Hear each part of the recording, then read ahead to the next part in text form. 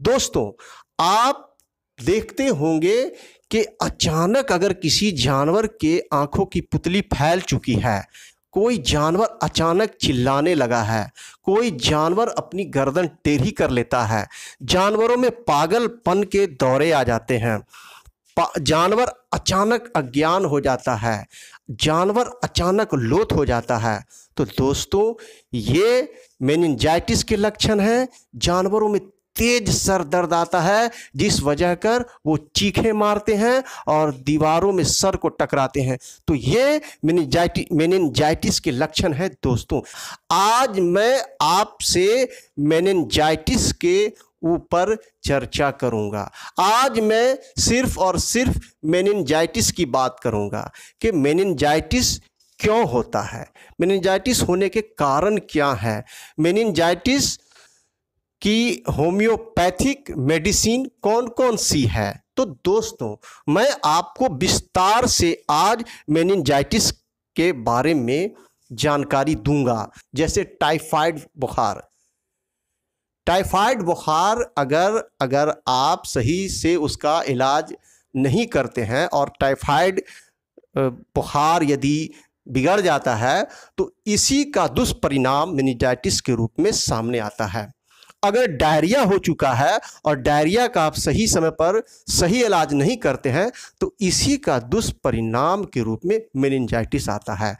Lungs में यानी फेफड़े में यदि इन्फेक्शन है और आप उसका सही से इलाज नहीं करते हैं तो मेनिंजाइटिस के रूप में बीमारी आती है। दोस्तों, यदि किसी को चेचक है और चेचक का सही समय पर इलाज नहीं होता है, चेचक दब जाते हैं या किसी भी प्रकार का उद्भिद दब जाता है या किसी अन्य परजीवी के आप शिकार हो जाते हैं, और यदि लीवर सिरोसिस वाले केस में जब पेट में पानी भर आता है, जब आप देखें किसी जानवर के पेट में पानी भर आता है तो फिर इसकी वजह से भी मेनिंजाइटिस जैसे रोगों का आना लगभग तय हो जाता है। दोस्तों, अब जाने कि मेनिंजाइटिस के लिए होम्योपैथिक में कौन कौन सी दवा कारगर है, कौन दवा जानवरों के लिए यानी बकरियों के लिए या गाय के लिए या भैंस के लिए सबसे बेहतर होगी। दोस्तों, तो आप जानें।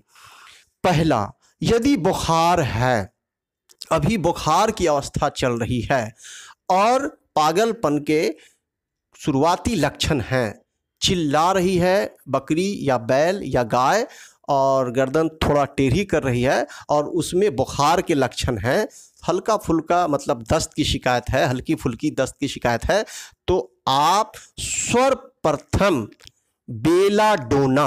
बेलाडोना 30 नंबर की दवा मतलब 20 से 30 बूंद रोटी पे डालकर आप घंटे घंटे दें यदि बुखार के लक्षण हैं। तो अगर आपके जानवरों को तेज बुखार है और नींद का भाव ज़्यादा दिख रहा है, अज्ञानता ज़्यादा दिख रही है, जैसे सुध बुध कुछ नहीं है, बिल्कुल बेहोशी जैसी अवस्था बनती जा रही है और बुखार काफ़ी तेज है, तो दोस्तों इन जानवरों के लिए जेलसेमियम 30 नंबर की दवा और बैरियोनिया 200 नंबर की दवा सबसे बेहतर है।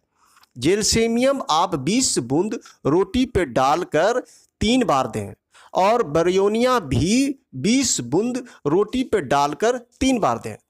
अगर दोस्तों आपके जानवरों में बेचैनी है, छटपटाहट है, तो आप रस्टक्स 200 नंबर की दवा दें। मतलब बुखार तेज है और बेचैनी है, छटपटाहट है, तो रस्टक्स 200 नंबर की दवा 20 बूंद रोटी पे डालकर 3 से 4 बार दें। बुखार जानवर का कम हो जाएगा और छटपटाहट भी कम हो जाएगी। दोस्तों, यदि मल पतला है, दस्त हो रहा है और उसमें काफ़ी बदबू है और बेहोशी का मतलब असर ज़्यादा दिख रहा है और बुखार काफ़ी तेज है, आपका जो पशु है वो एकदम बिल्कुल बेशुद्ध पड़ा हुआ है, गहरी निद्रा में है और मल में काफ़ी बदबू है, तो आप बैप्टिसिया क्यू 20 बूंद दवा पानी में डालकर 3 से 4 बार दें तो उसका बुखार कम हो जाएगा। दोस्तों, तो ये सब जो दवाएं हैं ये बुखार के कंडीशन में ज़्यादा कारगर है दोस्तों। लेकिन यदि आप देखें कि फीवर कम है और पागलपन का दौरा ज़्यादा आ रहा है तो बेलाडोना के साथ हायोसियामस 30 नंबर की दवा आप दें। जैसे बेलाडोना 20 बूंद रोटी पर डाल करके यदि 4 बार देते हैं तो हायोसियामस भी 20 बूंद रोटी पर डाल के 3 से 4 बार दें दोस्तों। तकरीबन 1 सप्ताह सभी दवाओं को देनी पड़ती है दोस्तों। और यदि आप देखें कि बिल्कुल अज्ञानता का भाव आ गया, मतलब पशु को कुछ समझ में नहीं आ रहा है, बिल्कुल शुद्ध बुद्ध खो चुका है, बेहोशी छा चुकी है, तो आप हेलीबोरस 30 नंबर की दवा आप अपने पशु को दें। 20 बूंद करके आप 4 बार दें, 3 से 4 बार 20 बूंद दवा रोटी पर डाल के 3 से 4 बार आप दें। यदि आपके जानवर गर्दन टेढ़ी कर रहे हैं और बिल्कुल सर जो है वो दीवारों पे पटक रहे हैं तो इसके लिए आप हेलीबोरस 30 नंबर के साथ साइक्यूटा भी आप 200 नंबर की दवा चला सकते हैं दोस्तों। हेलीबोरस 20 बूंद करके सुबह दोपहर शाम रोटी पे डालकर आप जानवर को दें, और साइक्यूटा भी 200 नंबर की दवा 20 बूंद रोटी पे डालकर सुबह दोपहर शाम दें दोस्तों। तो आपके जानवर को काफ़ी राहत मिलेगी दोस्तों। और एक और दवा है एपिस मेलिफोलियम। जब आप देखें कि प्यास बिल्कुल नहीं है जानवर के अंदर में, पानी बिल्कुल नहीं पी रहा है दोस्तों, तो एपिस मेलिफोलियम 20 बूंद रोटी पे डालकर आप हर घंटे भी दे सकते हैं। और जब बीमारी कंट्रोल हो जाए तो इसे सुबह दोपहर शाम मतलब 3 बार दे दोस्तों। एपिस मेलिफोलियम अगर आप यूज करते हैं तो इसके साथ बेलाडोना को मिक्स करें दोस्तों।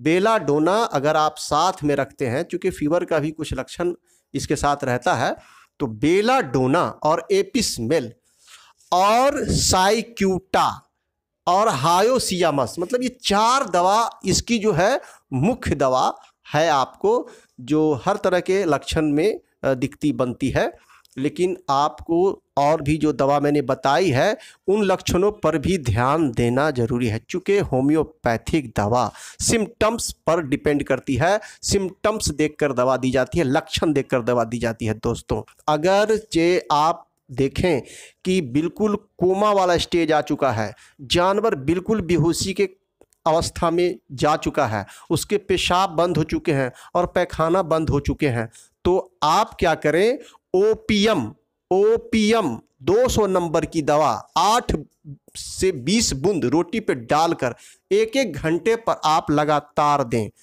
और किसी अच्छे डॉक्टर से परामर्श लेना न भूले दोस्तों, चूँकि मेनिंजाइटिस एक बहुत ही खतरनाक बीमारी है, ये जानलेवा बीमारी है दोस्तों। इसलिए सावधान रहें और बिगड़ते हुए हालात पर ध्यान देकर किसी अच्छे चिकित्सक से मिलें